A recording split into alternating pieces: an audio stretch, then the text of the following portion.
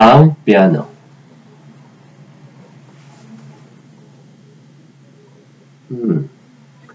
Isa lang ang paraan para gumaling ka. Doktor, ano yun? Ang tumigil sa pagtutugtog ng piano. Talaga? Gagaling ako? Oo, gagaling ka, sigurado. Naintindihan ko na.